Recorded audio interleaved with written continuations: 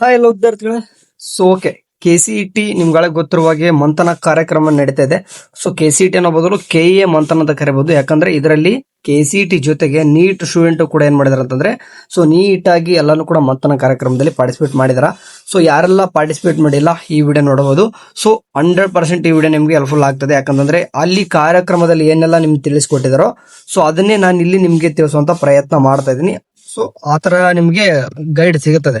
ಸರಿ, counselling reference guide Kannada ಅಂತಂದು ಕನ್ನಡದಲ್ಲಿ ತಗೊಂಡಿದ್ದೀನಿ ಒಂದೊಂದಾಗಿ. ಒಂದನೇದ್ದು ನಿಮ್ಗೆ ಈ ಒಂದು ಇಂಟ್ರೊಡಕ್ಷನ್ ಒಳಗೆ ಏನ್ ಸಿಗ್ತದೆ ಅಂದ್ರೆ, ಈ ಅಧಿಕೃತ ಉಲ್ಲೇಖ ದಾಖಲೆಯನ್ನು ಕರ್ನಾಟಕ ಪರೀಕ್ಷಾ ಪ್ರಾಧಿಕಾರ ಅಂದ್ರೆ ಈಗ ನೋಡ್ತಿದ್ವಿ ಒಂದು PDF ತನ್ನ ಕೌನ್ಸಿಲಿಂಗ್ ಪ್ರಕ್ರಿಯೆಯಲ್ಲಿ ಬಳಸುವ ಪ್ರಮುಖ ಅಂಕಿಅಂಶಗಳು, ಸೀಟ್ ಮ್ಯಾಟ್ರಿಕ್ಸ್, ಶುಲ್ಕ ರಚನೆ ಮತ್ತು ಅರ್ಹತಾ ಮಾನದಂಡಗಳ ಆಧಾರದ ಮೇಲೆ ಸಿದ್ಧಪಡಿಸಲಾಗಿದೆ.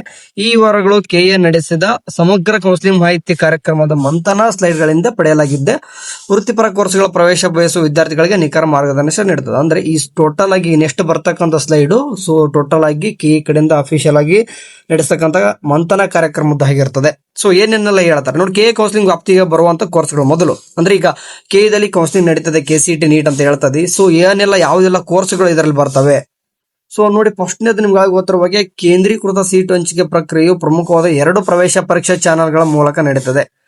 ಒಂದು ನೀಟ್ ಆಧಾರಿತ ಸೀಟ್ಗಳಂತಂದು, ಇನ್ನೊಂದು KCET. ನೋಡು, ನೀಟ್ ಬರೆದಿರ್ತಂತ ಸ್ಟೂಡೆಂಟ್ ಇಷ್ಟು ಕೋರ್ಸಸ್ ಗಳದ್ದು ಪಾರ್ಟಿಸಿಪೇಟ್ ಮಾಡ್ತಾರೆ, KCET ಬರೆದಿರ್ತಂತ ಸ್ಟೂಡೆಂಟ್ ಇಷ್ಟು ಕೋರ್ಸಸ್. ನೋಡಿ ಯಾವೆಲ್ಲ, ಫಾರ್ ಎಕ್ಸಾಂಪಲ್ ನೀಟ್ ಆಧಾರಿತ ಸೀಟ್ಗಳು ಯಾವಪ್ಪ?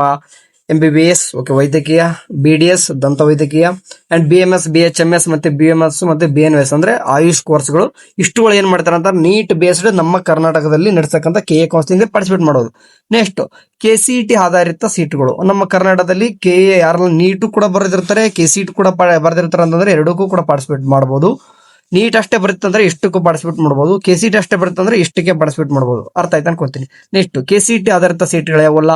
BE BTech engineering, architecture and veterinary ಪಶು ವೈದ್ಯಕೀಯ ಅಂಡ್ ಅಗ್ರಿಕಲ್ಚರ್ ಕೃಷಿ ವಿಜ್ಞಾನ. ಇದರಲ್ಲಿ ಒಳಗೆ ಫಾರ್ಮಸಿ ಮತ್ತೆ BSc ಅಗ್ರಿ ಅಂಡ್ ಸೆರಿಕಲ್ಚರ್ ಕೂಡ ಇತ್ಯಾದಿ ಇನ್ನು ಜಗ್ಗು ಬರ್ತವೆ. Next B pharma, D pharma, BSc nursing, BPT, BPO ಮತ್ತು ಅಲೈಡ್ ಹೆಲ್ತ್ ಸೈನ್ಸ್ ಕೋರ್ಸಸ್ಗಳು. ಇಷ್ಟುಗಳು KCET ಆಧಾರಿತ ಕೋರ್ಸ್ಗಳು.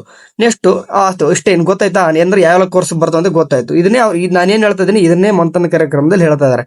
ನೆಕ್ಸ್ಟ್ ವಾರ್ಷಿಕ ಶುಲ್ಕದ ವಿವರಗಳು ಏನಿದಾವೆ, ಫೀ ಸ್ಟ್ರಕ್ಚರ್ ಬಗ್ಗೆ ಮಾತಾಡೋದಂದ್ರೆ ವಿವಿಧ ಕೋರ್ಸ್ಗಳಿಗೆ ನಿಗದಿಪಡಿಸಲಾಗಿರುವ ವಾರ್ಷಿಕ ಶುಲ್ಕದ ವಿವರಗಳು ಕೆಳಗೆ ಕೋಷ್ಟಕದಲ್ಲಿ ನೀಡಲಾಗಿದೆ. ಅಂದ್ರೆ ಬಾಕ್ಸ್ ಅಲ್ಲಿ ಕೊಟ್ಟಿದ್ದಾರೆ. ಏನಿದೆ ನೋಡಿ. ಒಂದೇದು ವೈದ್ಯಕೀಯ, ದಂತ ವೈದ್ಯಕೀಯ, ಆಯುಷ್ ಕೋರ್ಸ್ಗಳಿಗೆ ಶುಲ್ಕ. ನೋಡಿ, ಇದು ನೀಟ್ ಆಧಾರಿತ ಕೋರ್ಸ್ಗಳು ಅಂತ ಹೇಳಿದ್ವಿ. ಹಂಗಾಗಿ ನೀಟ್ ಆಧಾರಿತ ಕೋರ್ಸ್ಗಳಾದಂತಹ BMS, MBBS ಮತ್ತೆ ಆಯುಷ್ ಫೀ ಸ್ಟ್ರಕ್ಚರ್ ಯಾವ ರೀತಿ ಇದೆ ಅಂದ್ರೆ, ಸರಿ ಒಂದೇದು.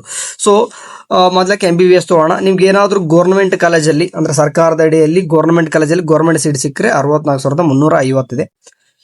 ಖಾಸಗಿ ಕಾಲೇಜಿನಲ್ಲಿ ಅಂದ್ರೆ ಪ್ರೈವೇಟ್ ಕಾಲೇಜ್ನಲ್ಲಿ ಗೌರ್ಮೆಂಟ್ ಸೀಟ್ ಸಿಕ್ಕರೆ ನಿಮ್ಗೆ MBBS 1,43,571 ಆಗುತ್ತೆ. ಇದು ಗೊತ್ತಿರುವಾಗೆ ಓಪನ್ ಕೋಟಾ ಅಂತಂದ್ರೆ ಇದು ಪ್ರೈವೇಟ್ ಕಾಲೇಜಲ್ಲಿ ಇರ್ತಕ್ಕಂಥ ಕೋಟಾ. ಯಾವ ಓಪನ್ ಕೋಟಾದಲ್ಲಿ ನಿಮ್ಗೆ ಏನಾದ್ರು ಸೀಟ್ ಸಿಕ್ಕರೆ 12,11,700 ಆಗುತ್ತೆ, ಗೊತ್ತಿದೆ. ನೆಕ್ಸ್ಟ್ ಡೀಮ್ಡ್ ಯೂನಿವರ್ಸಿಟಿ ಅದು ಗೊತ್ತಿರುವಾಗೆ ಹೋಯ್ತಂದ್ರೆ ನಿಮ್ಗಂತೂ 22 ಲಕ್ಷದ ಇದೆ. ಅಂಡ್ NRI ಮ್ಯಾನೇಜ್ಮೆಂಟ್ ಕೋಟಾ ಹೋತಂದ್ರೆ 28 ಲಕ್ಷದ ಕೂಡ ಇದೆ, 45 ಲಕ್ಷದ ಕೂಡ ಇದೆ. ಇದು ಯಾರಿಗೆ? MBBS ಸ್ಟೂಡೆಂಟ್ಗೆ ಹೇಳ್ತಾ ಇರೋದು ನಾವು. ನೆಕ್ಸ್ಟ್ ದಂತ ವೈದ್ಯಕೀಯ. ದಂತ ವೈದ್ಯಕೀಯ ಅಂತಂದ್ರೆ ಗೌರ್ಮೆಂಟ್ ಕಾಲೇಜಲ್ಲಿ ಗೌರ್ಮೆಂಟ್ ಸೀಟ್ ಸಿಕ್ಕರೆ 49,350. ಅದೇ ಪ್ರೈವೇಟ್ ಕಾಲೇಜಲ್ಲಿ ಗೌರ್ಮೆಂಟ್ ಸೀಟ್ ಸಿಕ್ಕರೆ 1 ಲಕ್ಷ ರೂಪಾಯಿ ಇದೆ. ಅದೇ ಪ್ರೈವೇಟ್ ಕಾಲೇಜಲ್ಲಿ ಅಥವಾ ಓಪನ್ ಕೋಟಾ ಅಂತ ಕರಿತೀವಿ ಅದರಲ್ಲಿ ಸಿಕ್ಕರೆ 2 ತರ ಫೀಸು 2,86,000 ಹಿಡಿದು ಅಂದ್ರೆ ಅಲ್ಲಿವರೆಗೂ, ಅಲ್ಲಿಂದ ಹಿಡಿದು 5,93,000 ಕೂಡ ಇರ್ತದೆ. Deemed university 6,54,000 and NRI management quota 2 lakh ಕೂಡ ಇರ್ತವೆ ಅಂಡ್ 8 ಲಕ್ಷದ ಕೂಡ ಇದೆ, ಗೊತ್ತಿದೆ. ನೆಕ್ಸ್ಟ್ ಆಯುಷ್ ಅಂದ್ರೆ BMS, BHMS, BMS ಅಂತ ಹೆಂಗ್ ಕರಿತೀವಿ ಅದು ಗೌರ್ಮೆಂಟ್ ಕಾಲೇಜಲ್ಲಿ ಏನಾದ್ರು ಸಿಕ್ಕರೆ 25,000. ಅದೇ ಗೌರ್ಮೆಂಟ್ ಸೀಟ್ ಪ್ರೈವೇಟ್ ಕಾಲೇಜ್ ಸಿಕ್ಕರೆ 75,000. ಆ ಓಪನ್ ಕೋಟಾದಲ್ಲಿ ಹೋಯ್ತಂದ್ರೆ 2.5 ಲಕ್ಷ. ಅಂಡ್ NRI ಮತ್ತು ಮ್ಯಾನೇಜ್ಮೆಂಟ್ ಕೋಟಾ 4 ಲಕ್ಷ ಕೂಡ ಇದೆ, 6 ಲಕ್ಷದ ಕೂಡ ಇದೆ. ಅಂದ್ರೆ ಮ್ಯಾನೇಜ್ಮೆಂಟ್ ಮತ್ತೆ NRI ಕೋಟಾ ಕೊಟ್ಟವ್ರೆ. ಇಷ್ಟು ಏನಪ್ಪ ಫೀ ಸ್ಟ್ರಕ್ಚರ್ ಬಗ್ಗೆ ಕಾಣಿಸ್ತಿದೆ, ಬೇಕಾದ್ರೆ ಒಂದು ಸ್ಕ್ರೀನ್ ಶಾಟ್ ಬೇಕಾದ್ರೆ ತಕೊಂಡ್ಬಿಡಿ. ನೆಕ್ಸ್ಟ್ ಅದೇ ರೀತಿ ಅತ್ಯಂತ ಪ್ರಮುಖ ಶುಲ್ಕ ನೀತಿ ಬದಲಾವಣೆ ಯಾವಾಗ ಆಗ್ತದಪ್ಪ ಕೆಲವೊಂದಿಷ್ಟು ಹುಡುಗರು ಅಂದ್ರೆ, ಸರ್ಕಾರದ ನೂತನ ಆದೇಶ ಹಾಗೂ ಸರ್ವೋಚ್ಚ ನ್ಯಾಯಾಲಯದ ನಿರ್ದೇಶನದಂತೆ ಈ ವರ್ಷದಿಂದ ಶುದ್ಧ ಸರ್ಕಾರಿ ವೈದ್ಯಕೀಯ ಕಾಲೇಜುಗಳಲ್ಲಿ ಸಹ ನೋಡಿ ಗೌರ್ನಮೆಂಟ್ ಏನಿದೆ ಅಂದ್ರೆ ಸರ್ಕಾರಿ ಗೌರ್ನಮೆಂಟ್ ಕಾಲೇಜಲ್ಲೂ ಸಹಿತ ಏನ್ ಮಾಡಿದರೆ 5% ಸೀಟು NRI ಮ್ಯಾನೇಜ್ಮೆಂಟ್ ಕೋಟಾ ಸೀಟುಗಳಾಗಿ ಮೀಸಲಿಡಲಾಗಿದ್ದು ಇದಕ್ಕೆ ವಾರ್ಷಿಕ ಸುಮಾರು 25 ಲಕ್ಷ ಶುಲ್ಕ ನಿಗದಿಪಡಿಸಲಾಗಿದೆ. ಅಂದ್ರೆ ಗೌರ್ನಮೆಂಟ್ ಕಾಲೇಜಲ್ಲಿ ನೀವು NRI ಸೀಟು ಅಥವಾ ಮ್ಯಾನೇಜ್ಮೆಂಟ್ ಸೀಟು ಕೂಡ 5% ಇಡ್ತಾರೆ. ಸೊ ಒಂದ್ ಸೀಟಿಗೆ 25 ಲಕ್ಷ ಇದೆ. ಸೊ 5% ಅಂದ್ರೆ 100 ಸೀಟ್ ತಗೊಂತಾರಂತಂದ್ರೆ ಅಂದ್ರೆ ಅರ್ಥ ಮಾಡ್ಕೋರಿ 5 ಸೀಟ್ ಏನಾಗ್ತದೆ ಅಂತಂದ್ರೆ NRI ಮತ್ತು ಮ್ಯಾನೇಜ್ಮೆಂಟ್ ಕೊಟ್ಟಕ್ಕೆ ಹೋಗುತ್ತೆ. ಅದಕ್ಕೆ ಗೊತ್ತಿರಬೇಕು ಫೀಸು 25 ಲಕ್ಷ ಇದೆ. ಯಾಕೆ ಮಾಡ್ತಿದ್ರ ರೀಸನ್ ಒಂದೇ, ನಿಮ್ಗೆ ಗೌರ್ಮೆಂಟ್ ಕಾಲೇಜು ಉದ್ಧಾರ ಆಗ್ಲಿಕ್ಕೆ, ಅಂದ್ರೆ ಅದ್ರದ್ದು ಬೆಳವಣಿಗೆ ಆಗ್ಲಿಕ್ಕೆ. ಅಮೌಂಟ್ ಎಲ್ಲಿದ್ದ ಬರ್ಲಿಕ್ಕೆ ಆಗುತ್ತೆ, ಬರೀ 63,000 ನೀವು ಫೀಸ್ ಕೊಟ್ರೆ ಮೆಡಿಕಲ್ ಕಾಲೇಜ್ ಹೆಂಗ್ರಿ ಬೆಳೀತದ? ಸೊ ಒಬ್ಬರ ಕಡೆಯಿಂದ ಮಿನಿಮಮ್ 25 ಲಕ್ಷ ತಗೊಂಡ್ರೆ ಸೊ ಒಂದು 5 ಸ್ಟೂಡೆಂಟ್ ಅಂದ್ರೆ 1 crore ಮೇಲೆ ಆಗುತ್ತೆ. ಸೊ ಕಾಲೇಜ್ ಉದ್ಧಾರ ಮಾಡ್ತಾರೆ ಇದರಿಂದ. ಸೊ ಈ ತರ ಅಂದ್ರೆ ಬೇರೆ ಸ್ಟೂಡೆಂಟ್ ಹೆಂಗಾದ್ರು ಕಳ್ಕೊಳ್ಳಿ, ಅಂದ್ರೆ ಅದೇ 5 ಸೀಟ್ ಬೇರೆ ಬಡ ವಿದ್ಯಾರ್ಥಿಗಳು ತಗೊಂತಿದ್ರ, ಸ್ಕಿಲ್ ಇರ್ತಕ್ಕಂಥ ಹುಡುಗರು ತಗೊಂತಿದ್ವಾ, ಅಂದ್ರೆ ಅದೇ 500ರಲ್ಲಿ 5 ಹುಡುಗರು ಬೇರೆಯವ್ರು ಬರ್ತಾ ಇದ್ವಾ? ಅದೆಲ್ಲ ಬೇಡ. ನಮ್ಗೇನು ಒಟ್ಟಿನಲ್ಲಿ ಮೆಡಿಕಲ್ ಕಾಲೇಜ್ ಉದ್ಧಾರ ಆಗಬೇಕು. ಒಟ್ಟಿನಲ್ಲಿ ಉದ್ಧಾರ ಆಗಲ್ತೀರಿ ನಮ್ ಗೌರ್ಮೆಂಟ್. ಸರಿ, ಎಷ್ಟು ಇಂಜಿನಿಯರಿಂಗ್, ಫಾರ್ಮಸಿ ಮತ್ತು ಇತರ ಕೋರ್ಸ್ಗಳ ಶುಲ್ಕ ವಿವರ ನೋಡಿ. ಇಂಜಿನಿಯರಿಂಗ್, ಫಾರ್ಮಸಿ ಮತ್ತು ಇತರ ಕೋರ್ಸ್ಗಳ ಶುಲ್ಕ ಯಾವ ರೀತಿ ಇದೆ ಅದನ್ನ ಮಾತಾಡ್ತೀನಿ. First engineering. ಸೊ ಎಲ್ಲರೂ ಕೂಡ ಫೀಸ್ ಬಗ್ಗೆ ಕರೆಕ್ಟ್ ಆಗಿ ಕೇಳಿಸ್ಕೊರಿ. ಸರ್ಕಾರಿ ಕಾಲೇಜು ವ್ಯವಸ್ಥೆ ನೋಡಿ, ಗೌರ್ಮೆಂಟ್ ಕಾಲೇಜ್ ಒಳಗೆ 44,200 ಇದೆ. ಓಕೆ, ಅನುದಾನಿತ ಅಥವಾ ಏಡೆಡ್ ಕಾಲೇಜ್ ಒಳಗೆ ಬೇರೆ, ಮತ್ತೆ ಅದ್ರ ಕೂಡ SNG ಕೋಟಾ ಬೇರೆ ಆಗುತ್ತೆ. ಸೊ SNG ಕೋಟಾ ಸಿಕ್ಕರೆ ನಿಮ್ಗೆ 20,000 ಕೊಟ್ಟವ್ರೆ, 20,000ರಿಂದ 30,000 ಕೊಟ್ಟವ್ರೆ. ಏಡೆಡ್ ಅಂತಂದ್ರೆ ಸೇಮ್ ಅಂದ್ರೆ ಗೌರ್ಮೆಂಟ್ ಕಾಲೇಜ್ ಸೀಟ್ ತರ ಆಗುತ್ತೆ. ಏಡೆಡ್ 44,200 ಇದೆ. ಅದೇ ಏನಾದ್ರು ನೀವು ಅನ್ಎಡೆಡ್ ಅಂತಂದ್ರೆ 1,21,000. ಜಾಸ್ತಿ ಸೀಟ್ಸ್ಗಳು ಇಲ್ಲಿ ಇರ್ತವೆ, ತಲೆಯಲ್ಲಿ. ಇಂಜಿನಿಯರಿಂಗ್ ಒಳಗಡೆ ಇದಕ್ಕೆ ಹೋಗೋಕ್ಕೂ ಜಾಸ್ತಿ ಇಷ್ಟಪಡಲ್ಲ, ಇದ್ರಲ್ಲೂ ಕೊಡೋಕ್ಕೂ ಜಾಸ್ತಿ ಇಷ್ಟಪಡಲ್ಲ. ಯಾಕಂದ್ರೆ ಚೆನ್ನಾಗಿರೋ ಕಾಲೇಜ್ ಹೋಗ್ಬೇಕಂತಾರೆ ಫೀಸ್ ಒಪ್ಪೋದ್ರು ಕೂಡ. ಯಾಕೆಂದ್ರೆ ನೆಕ್ಸ್ಟ್ 4 ವರ್ಷ ಆದ್ಮೇಲೆ ಹುಡುಗರಿಗೆ ಬಹಳ ಸಮಸ್ಯೆ ಆಗ್ಬಿಡ್ತಾವೆ, ಅದಕ್ಕೋಸ್ಕರ ಇಲ್ಲಿ ಹೋಗ್ತಾರೆ. ನೋಡಿ, ಕೆಲವೊಂದಿಷ್ಟು ಹುಡುಗರ ಹತ್ರ ಅಮೌಂಟ್ ಇರಲ್ಲ, ಬೆಟರ್ ಗೌರ್ಮೆಂಟ್ ಕಾಲೇಜು ಕೂಡ ಕಡಿಮೆ ಇದೆ ಫೀಸ್. SNG ಕೋಟಾ ಕೂಡ ಈ ರೀತಿ ಇದೆ. SNG ಕೂಡ ಸಪ್ರೇಟ್ ಆಗಿ ನಿಮ್ಗೆ ಹೇಳ್ತೇನೆ ಅಂತ ನಮ್ಮೆ.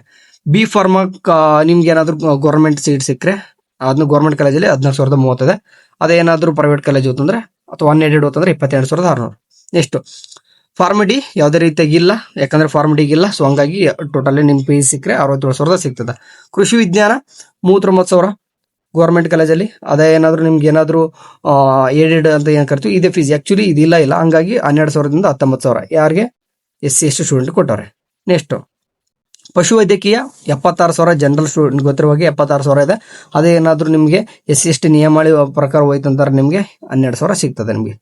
ಸೊ ಫೀ ಸ್ಟ್ರಕ್ಚರ್ ಬಗ್ಗೆ ಇನ್ನೊಂದು ನೀಟಾಗಿ ಮಾತಾಡ್ತೀನಿ, ಯಾಕಂದ್ರೆ ಇಷ್ಟು ಆ ಒಂದು ಸ್ಲೈಡ್ ಅಲ್ಲಿ ಇರ್ತಕ್ಕಂಥದ್ದು ಸರಿಯಾಗಿ ನೀಟ್ ಇನ್ನೂ ಅರ್ಥ ಆಗಲ್ಲ ನಿಮ್ಗೆ. ನಾ ಇನ್ನೊಂದು ಟೈಮ್ ಫೀ ಸ್ಟ್ರಕ್ಚರ್ ನಿಮ್ಗೆ ಬಿಡ್ತಾರೆ, ಇನ್ನೊಂದು ಫೀ ಸ್ಟ್ರಕ್ಚರ್ ಬಿಡ್ತಾರೆ. ಯಾವಾಗ ಬಿಡ್ತಾರೆ? ನಿಮ್ಗೆ ವೆರಿಫಿಕೇಶನ್ ಸ್ಲಿಪ್ ಬರ್ತದ. ವೆರಿಫಿಕೇಶನ್ ಸ್ಲಿಪ್ ಬಂದ ಆದ ನಂತರ ಸೀಟ್ ಮ್ಯಾಟ್ರಿಕ್ಸ್ ಬರ್ತದೆ.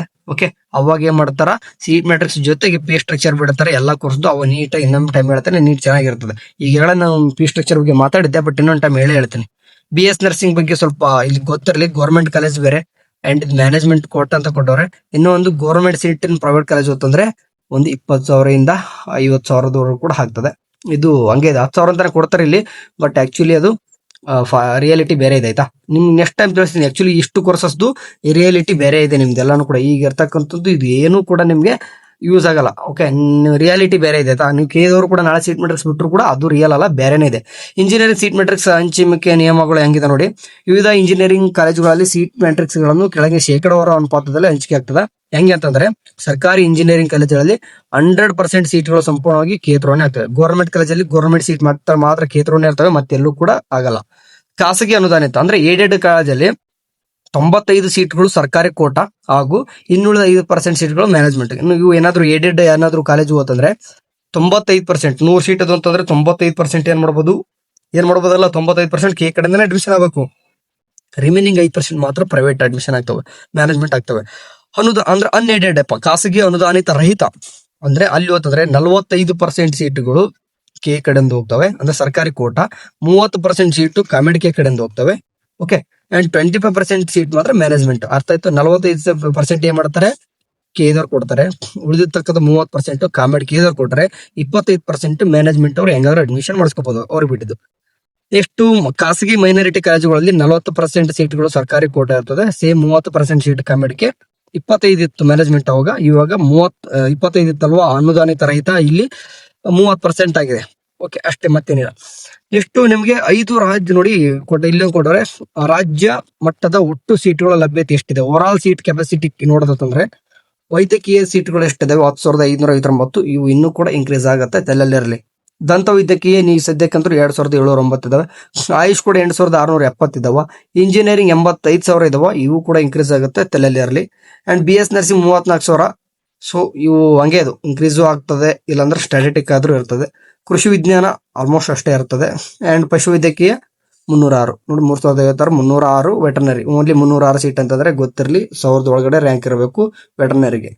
ಓಕೆ, ನೆಕ್ಸ್ಟ್ ಅರ್ಹತಾ ಮತ್ತು ರ್ಯಾಂಕ್ ಗಣನೆ ನಿಯಮಗಳು ನೋಡೋದಾತಂದ್ರೆ ನೋಡಿ, ಇಂಜಿನಿಯರಿಂಗು ದ್ವಿತೀಯ PUC ಬೋರ್ಡ್ಗಳ ತಗೊಂತಾರೆ, ಅಂತ PCM ತಗೊಂತಾರೆ. ಸ್ಪರ್ಧಾತ್ಮಕ ಪರೀಕ್ಷೆ ನಿಮ್ಗೆ ಗೊತ್ತಿರುವ ಎಂಟ್ರೆನ್ಸ್ ವೇಟೇಜ್ ತಗೊಂಡು KCET 50% ಏನ್ ಮಾಡ್ತಾರೆ, ಅಂಕಗಳನ್ನು ತಗೊಂಡು ಮಾಡ್ತಾರೆ, ಅನೌನ್ಸ್ಮೆಂಟ್ ಮಾಡ್ತಾರೆ. ಸೇಮ್ ಅದೇ ರೀತಿ ದಂತ ವೈದ್ಯಕೀಯ ಮತ್ತು ಆಯುಷ್ ನಿಮ್ಗೆ ಯಾವುದೇ ರೀತಿಗೆ PUC 0% ಏನು ಕೂಡ ತಗೊಳ್ಳಲ್ಲ, ಸಂಪೂರ್ಣವಾಗಿ 100% ನೀಡದೆ ತಗೊಂತಾರೆ. ನೀಡದೆ ಇಲ್ಲಿ 50 PCM ಮಾರ್ಕ್ಸು 50 KCET ತಗೊಂತಾರೆ. ಇಲ್ಲಿ ಹಂಗಿಲ್ಲ, PUC ಏನು ಕೂಡ ತಗೊಳ್ಳಲ್ಲ, ಓನ್ಲಿ ನೀಟ್ 100% ರ್ಯಾಂಕ್ ತಗೊಂತಾರೆ. ಅಲೈಡ್ ಹೆಲ್ತ್ ಸೈನ್ಸ್ ಕೋರ್ಸ್ ಏನ್ ಮಾಡ್ತಾರೆ ಅಂದ್ರೆ ಕಂಪ್ಲೀಟ್ ಆಗಿ 100% PUC board. Allied health science ನಿಮ್ಗೆ ನಾಳೆ ರ್ಯಾಂಕ್ ಬರ್ತಂತಂದ್ರೆ KCET ಅಪ್ಲಿಕೇಶನ್ ಹಾಕ್ತಿರ ಅನ್ನೋದು ಅಷ್ಟೇ. ಓಕೆ, ಅಪ್ಲಿಕೇಶನ್ ಹಾಕ್ಬೇಕಷ್ಟೇ, ಬಟ್ ನಿಮಗೆ ಅನೌನ್ಸ್ಮೆಂಟ್ ಆಗೋ rank based on your PUC board ಮೇಲೆ. ವೆಟರ್ನರಿ ನರ್ಸಿಂಗ್ ಮತ್ತು ಫಾರ್ಮಸಿ ಏನ್ ಮಾಡ್ತಾರೆ ಅಂತಂದ್ರೆ ನಿಮ್ದು ಯಾವುದೇ ರೀತಿಯಾಗಿ ನಿಮ್ಮದು ದ್ವಿತೀಯ PUC ಬೋರ್ಡ್ ಅಂಕಗಳ ವೇಟೇಜ್ ಏನಿದೆ ಅಂತಾರೆ 0 ವೇಟೇಜ್. ನೋಡಿ, ಅರ್ಥ ಮಾಡಿ, ನಾವು ಇದುವರೆಗೂ ಕೂಡ ಏನ್ ಅನ್ಕೊಂಡ್ಬಿಡ್ತೀವಿ, KCET ನೀಟ್ ಎರಡೂ ಕೂಡ ಕಂಬೈಂಡ್ ಆಗಿ. ಇಲ್ಲ, ಏನೂ ಇಲ್ಲ. KCET ನೀವೇನಾದ್ರೂ ಫಾರ್ ಎಕ್ಸಾಂಪಲ್ PUC ಬೋರ್ಡ್ ಏನಾದ್ರೂ ನೀವೇನಪ್ಪ ಎಷ್ಟಾದ್ರೂ ಪರ್ಸೆಂಟೇಜ್ ತಗೊಂಡ್ರಿ, ಅದು ಮ್ಯಾಟರ್ ಆಗಲ್ಲ. ಬಟ್ ನಿಮಗೆ ರ್ಯಾಂಕ್ ಅನೌನ್ಸ್ಮೆಂಟ್ ಆಗೋದು ವೆಟರ್ನರಿದು, ನರ್ಸಿಂಗು ಮತ್ತೆ ಫಾರ್ಮಸಿದು KCET ಬರ್ದಿರ್ತಕ್ಕಂಥ ಮಾರ್ಕ್ಸ್ ಮೇಲೆ ಏನಾಗ್ತದೆ, ರ್ಯಾಂಕ್ ಅನೌನ್ಸ್ಮೆಂಟ್ ಆಗ್ತದೆ. ಸೊ ಇದುವರೆಗೂ ಕೂಡ ಕನ್ಫ್ಯೂಷನ್ ಹಾಕೋಬೇಡ್ರಿ, ಇದ್ರ ಬಗ್ಗೆ ಕನ್ಫ್ಯೂಸ್ ಆಗಬೇಡ್ರಿ. ಇದಂತೂ ಎಲ್ಲರೂ ಕೂಡ ಗೊತ್ತಿದೆ, ಇದು 50 ಇಟ್ಕೊಂಡು ರ್ಯಾಂಕ್ ಅನೌನ್ಸ್ಮೆಂಟ್ ಆಗುತ್ತೆ. ಇದು MBBS BMS ಮತ್ತೆ BMS ಯಾವುದೇ ರೀತಿಯಾಗಿ ಬೋರ್ಡ್ ಅಂತೂ ಕನ್ಸಿಡರ್ ಮಾಡಲ್ಲ, ಓನ್ಲಿ ನೀಟ್ ಕನ್ಸಿಡರ್ ಮಾಡ್ತಾ ಅಂತ ಗೊತ್ತಿತ್ತು, ಎಲ್ಲರೂ ಕೂಡ ಗೊತ್ತಿತ್ತು. ಅಂಡ್ ಅಲೈಡ್ ಸೈನ್ಸ್ ಕನ್ಫ್ಯೂಷನ್ ಅಲ್ಲಿ ಇದ್ರಿ ನೋಡಿ, 100% ಏನಾಗ್ತದೆ PUC ಬೋರ್ಡ್ ಅಂಕಗಳು. PUC ಒಳಗೆ ನೀವು 90% 95% ಎಷ್ಟು ತಗೊಂಡಿರ್ತೀರೋ ಆ ಒಂದು ಮಾರ್ಕ್ಸ್ ಮೇಲೆ ಏನ್ ಮಾಡ್ತಾರೆ, ನಿಮ್ಮ ರ್ಯಾಂಕ್ ಅನೌನ್ಸ್ಮೆಂಟ್ ಆಗ್ತದ. ಅಥವಾ ಇಲ್ಲಿ ಯಾವುದೇ ರೀತಿಯಾಗಿ CET ಕನ್ಸಿಡರ್ ಮಾಡಲ್ಲ. ಓಕೆ, ಅದೇ ರೀತಿಯಾಗಿ ವೆಟರ್ನರಿ, ನರ್ಸಿಂಗ್ ಮತ್ತೆ ಫಾರ್ಮಸಿ ಕೋರ್ಸ್ಗಳೇನಿದೆ ನಿಮ್ಮದು ಯಾವುದೇ ರೀತಿಯಾಗಿ ಬೋರ್ಡ್ ಮಾರ್ಕ್ಸ್ ಏನಿದೆ ಅದನ್ನ ಕನ್ಸಿಡರ್ ಮಾಡಲ್ಲ. ಓಕೆ, ನಿಮ್ದು ಏನ್ ಮಾಡ್ತಾರೆ, 100% KCET ಬಂದಿರತಕ್ಕಂಥ ಮಾರ್ಕ್ಸ್ ಕನ್ಸಿಡರ್ ಮಾಡ್ತಾರೆ. ಇತ್ತಲ್ಲೇ ಇರಲಿ. ಓಕೆ, ದಾಖಲಾತಿ ಪರಿಶೀಲನೆ ತಾಂತ್ರಿಕ ಪ್ರಕ್ರಿಯೆಗಳ ಬಗ್ಗೆ ಮಾತಾಡೋದಂದ್ರೆ ಅಭ್ಯರ್ಥಿಗಳಿಗೆ ಕಡ್ಡಾಯ ಸೂಚನೆ. ಅಭ್ಯರ್ಥಿಗಳು ತಾವು KCET ಅಪ್ಲಿಕೇಶನ್ ಫಾರ್ಮ್ ನ ಕೊನೆಯ ಪುಟದಲ್ಲಿ ವೆರಿಫಿಕೇಶನ್ ಸ್ಟೇಟಸ್ ನಲ್ಲಿ ಪರಿಶೀಲಿಸಬೇಕು. ಏನೇನೆಲ್ಲ ಕೊಟ್ಟಿದ್ರಪ್ಪ ಅಂದ್ರೆ, ಫಾರ್ ಎಕ್ಸಾಂಪಲ್ ಗ್ರಾಮೀಣ, ಕನ್ನಡ ಮೀಡಿಯಂ, ಈ ತರ ಏನಾಗಿದೆ ಕ್ಲೇಮ್ಡ್ ಬಟ್ ನಾಟ್ ವೆರಿಫೈಡ್ ಅಂತ ಏನಾದ್ರು ಅಂದ್ರೆ ನಿಮ್ಮ ಒಂದು ವೆರಿಫಿಕೇಶನ್ ಸ್ಟೇಟಸ್ ಒಳಗೆ ಹೋಗ್ಬಿಟ್ಟು ಕ್ಲೇಮ್ಡ್ ಬಟ್ ನಾಟ್ ವೆರಿಫೈಡ್ ಅಂತ ಇತ್ತಂದ್ರೆ ತಕ್ಷಣ ಏನ್ ಮಾಡ್ಬೇಕು, ನೀವು ಓದಿದ್ದ ಅಥವಾ ಯಾವುದೇ ಒಂದು ಗೌರ್ಮೆಂಟ್ ಕಾಲೇಜ್ಗೆ ಹೋಗ್ಬಿಟ್ಟು ಕ್ಲೇಮ್ಡ್ ಇತ್ತಂದ್ರೆ ಅದನ್ನ ವೆರಿಫೈ ಕೂಡ ಮಾಡ್ಕೋಬೇಕು. ನಾಟ್ ಅನ್ನೋದು ಹೋಗ್ಬೇಕು, ಕ್ಲೇಮ್ಡ್ ಅಂಡ್ ವೆರಿಫೈಡ್ ಅಂತ ಬರಬೇಕು. ಓಕೆ, ಅಂಡ್ ಅದೇ ರೀತಿಯಾಗಿ ಕೆಲವೊಂದಿಷ್ಟು ಹೇಳ್ತಾರೆ, ಈಗ ನೂತನ ಕಾಲೇಜ್ ಪೋರ್ಟಲ್ ವ್ಯವಸ್ಥೆ, ಕಾಲೇಜ್ ಪೋರ್ಟಲ್ ವೆಬ್ಸೈಟ್ ಕೌನ್ಸಿಲಿಂಗ್ ಪ್ರಕ್ರಿಯೆಯನ್ನು ಸುಲಭಗೊಳಿಸಲು KA ಈ ವರ್ಷ ಹೊಸ ಕಾಲೇಜ್ ಪೋರ್ಟಲ್ ವೆಬ್ಸೈಟ್ ಬಿಡುಗಡೆ ಮಾಡಲಿದೆ. ವಿದ್ಯಾರ್ಥಿಗಳು ಆಪ್ಷನ್ ಎಂಟ್ರಿ ಮಾಡುವ ಮುನ್ನ ಆಯಾ ಕಾಲೇಜುಗಳ ಮೂಲ ಸೌಕರ್ಯ ಲಭ್ಯವಿರುವ ಸಿಬ್ಬಂದಿ, ಪ್ರಯೋಗಾಲಯ, ಲ್ಯಾಬ್ಸ್ ವಿವರ ಹಾಗೂ ಅಲ್ಲಿ ವಿಧಿಸಲಾಗುವ ಹೆಚ್ಚುವರಿ ಶುಲ್ಕಗಳ ಸಂಪೂರ್ಣ ಮಾಹಿತಿಯನ್ನು ಈ ಪೋರ್ಟಲ್ ಮೂಲಕ ಪಾರದರ್ಶಕವಾಗಿ ಅಂದ್ರೆ ಹೆಂಗಾಗಿತ್ತಂದ್ರೆ ಇದನ್ನ ಕೊಟ್ಟಿರ್ತಕ್ಕಂಥ ಉದ್ದೇಶ ಈ ವರ್ಷ ಮಾಡಿದ ಹೊಸದಾಗಿ. ವರ್ಷ ಏನ್ ಮಾಡ್ತಿದ್ರಿ, ಈಗ ಕಾಲೇಜ್ ತೋರಿಸ್ತಾ ಇತ್ತು, ಫೀಸ್ ಕೂಡ ಆಪ್ಷನ್ ಎಂಟ್ರಿ ತೋರಿಸ್ತಾ ಇತ್ತು, ನೀವು ಆಪ್ಷನ್ ಎಂಟ್ರಿ 1 2 3 ಹಾಕ್ಬಿಡ್ತಿದ್ರಿ. ಆ ಸೀಟ್ ಕೂಡ ಯಾವುದೋ ಒಂದು ಅಲಾಟ್ಮೆಂಟ್ ಆಗಿಬಿಡ್ತಿತ್ತು. ಓಕೆ, ಅಲಾಟ್ಮೆಂಟ್ ಆದ ನಂತರ ಯಾವುದೋ ಒಂದು ಸೀಟ್ ಅಲಾಟ್ಮೆಂಟ್ ಆಗಿಬಿಡ್ತು. ಓಕೆ, ಅವಾಗ ನಿಮ್ಗೆ ಆ ಕಾಲೇಜ್ ಯಾವ ರೀತಿ ಇದೆ, ಫೀಸ್ ಹೆಂಗಿದೆ ಗೊತ್ತಿಲ್ಲ. ಅಲ್ಲಿ ನಿಮ್ಗೆ ಏನ್ ಮಾಡಿದ್ರೆ 10,000 ರೂಪಾಯಿ ತೋರಿಸಿರ್ತಾರೆ, ಅದೇ 10,000 ತಗೊಂಡು ಇರ್ತಾರೆ. ಬಟ್ ಅಲ್ಲಿ ಏನ್ ಕೇಳ್ತಾರೆ, 40,000 50,000 ಈ ರೀತಿ ಕೇಳ್ತಾರೆ. ಸೊ ಹಂಗಾಗಿ ನೀವು ಮುಂಚಿತವಾಗಿ ಏನಾಗಬೇಕು, ಸೀಟ್ ಅಲಾಟ್ಮೆಂಟ್ ಆದ ತಕ್ಷಣ ಏನಪ್ಪಾ ಅಂದ್ರೆ ಕಾಲೇಜು ಸೌಕರ್ಯಗಳು ಅದ್ರ ಬಗ್ಗೆ ಏನ್ ಮಾಡೋದು, ಹೊಸ ಪೋರ್ಟಲ್ ಕಾಲೇಜು ಪೋರ್ಟಲ್ ವೆಬ್ಸೈಟ್ ಮಾಡೋರೆ ಅಲ್ಲಿ ನೋಡ್ಬೇಕು ಎಲ್ಲ ಏನೇನು ಫೆಸಿಲಿಟೀಸ್ ಇದಾವೆ, ಏನೇನಿಲ್ಲ. ಇನ್ ಕೇಸ್ ಈ ಫೀಸ್ ಸ್ಟ್ರಕ್ಚರ್ ಹೊಸದಾಗಿ ಏನಾದ್ರು ಹೆಚ್ಚುವರಿ ಏನಾದ್ರು ಫೀಸ್ ಏನಾದ್ರು ತಗೊಳ್ತಾರ ಮುಂಚಿತವಾಗಿ ಕೊಟ್ಟಿರ್ತಾರೆ, ನೀವು ಬೇಡ ಅಂದ್ರೆ ಏನ್ ಮಾಡೋದು, ಚಾಯ್ಸ್ ಬೇರೆ ಚಾಯ್ಸಸ್ ಕೂಡ ಹಾಕೋಬಹುದು. ಸೊ ಇದೊಂದು ಒಳ್ಳೆ ಇನಿಷಿಯೇಟಿವ್ KA ಕಡೆಯಿಂದ ಮಾಡಿರೋದು, ಇದೊಂದು ಮಾಡ್ತಾರೆ. ಓಕೆ, ಇದನ್ನೆಲ್ಲನೂ ಕೂಡ ಮುಂದಿನ ದಿನಮಾನಗಳಲ್ಲಿ KA ತಮ್ಮ ವೆಬ್ಸೈಟ್ ಅಲ್ಲಿ ಇದನ್ನ ಹೇಳ್ತಾರೆ. ಓಕೆ, ಸೊ ಹೋಪ್ ಈ ಒಂದು ವಿಡಿಯೋ ಕಂಪ್ಲೀಟ್ ಆಗಿ ನಿಮ್ಗೆ ಅರ್ಥ ಆಯ್ತು ಅನ್ಕೊಂಡಿರ್ತೀನಿ. ಯಾಕಂದ್ರೆ ಎಲ್ಲ ಕಂಪ್ಲೀಟ್ ಆಗಿ ಈ ಒಂದು ಮಂಥನ ಕಾರ್ಯಕ್ರಮದಲ್ಲಿ ಏನ್ ಹೇಳ್ತಾರೆ ಅದನ್ನೇ ಈ ಒಂದು ವಿಡಿಯೋದಲ್ಲಿ ಎಲ್ಲ ಕೂಡ ನೀಟಾಗಿ ಹೇಳಿದೀನಿ. ಫೀ ಸ್ಟ್ರಕ್ಚರ್ ಬಗ್ಗೆ ನಿಮ್ಗೆ ಅಷ್ಟೇ ಸ್ವಲ್ಪ ಕ್ಲಾರಿಟಿ ಸಿಕ್ಕಿಲ್ಲ ಅನ್ಸುತ್ತೆ. ಯಾಕಂದ್ರೆ ಈ ಫೀ ಸ್ಟ್ರಕ್ಚರ್ ರಿಯಾಲಿಟಿ ಬೇರೆ ಇದೆ, ಇದು ತೋರಿಸೋದೊಂದು, ನಾಳೆ ನಿಮ್ಗೆ ಬರ್ತಕ್ಕಂಥ ಫೀ ಸ್ಟ್ರಕ್ಚರ್ ಬೇರೆ ಇರ್ತದೆ. ಅದ್ರ ಬಗ್ಗೆ ನಾಳೆ ಇಲ್ಲ ನಾಡಿದ್ದು ಫೀಸ್ ಬಗ್ಗೆ ನಿಮ್ಗೆ ಸಪರೇಟ್ ಆಗಿ ಒಂದು ವಿಡಿಯೋ ಮಾಡ್ತೀನಿ, ಬರಿಬೇಡ. ಓಕೆ, ಅಂದ್ರೆ ಇದು ಓಕೆ ಯಾರ್ದು ನೀಟ್ ಆಧಾರಿತ ಕೋರ್ಸ್ಗಳು ವೈದ್ಯಕೀಯ, ದಂತ ವೈದ್ಯಕೀಯ, ಆಯುಷದು ಫೀಸ್ ಇದೇ ಇರ್ತದೆ. ಬಟ್ ಇದು ರಿಯಾಲಿಟಿ ಬೇರೆ ಇದೆ. ಸೊ ಹಂಗಾಗಿ ನಿಮ್ಗೆ ಹೇಳ್ತೀನಿ. ಅಂಡ್ ಈ ಸರ್ತಿ ಇನ್ನೊಂದು ಹೆಚ್ಚುವರಿ ಫೀಸ್ ಏನಾದ್ರು ತಗೊಂತೀನಿ ಅಂದ್ರೆ ಕಾಲೇಜು ವೆಬ್ಸೈಟ್ ಪೋರ್ಟಲ್ ಅಂತ ಮಾಡಿದಾರಂತ ಮಾಡ್ತೀವಿ ಅಂತ ಹೇಳಿದಾರೆ. ಲಾಸ್ಟ್ ಪಾಯಿಂಟ್ ಇದೆ ಅಲ್ವಾ, ಸೊ ಇದು ಹೆಲ್ಪ್ಫುಲ್ ಆಗ್ತದೆ ನಿಮ್ಗೆ ಫೀಸ್ ಬಗ್ಗೆ ಕ್ಲಾರಿಟಿ ಸಿಗೋಕೆ ಇನ್ನೂ ಕೂಡ. ಓಕೆ, ಸೊ ಹೋಪ್ ಆದಷ್ಟು ನಿಮ್ಮ ಫ್ರೆಂಡ್ಸ್ಗೆ ಶೇರ್ ಮಾಡಿ. Thank you. ಒಂದು ಲೈಕ್ ಕೂಡ ಮಾಡ್ಕೊಂಬಿಡಿ ಇಷ್ಟಂದಲೇ ಹೇಳೋದಕ್ಕೆ. ವಾಟ್ಸಪ್ ಗ್ರೂಪ್ಗೆ ಜಾಯ್ನ್ ಆಗ್ಬೋದು. ಬಾಯ್.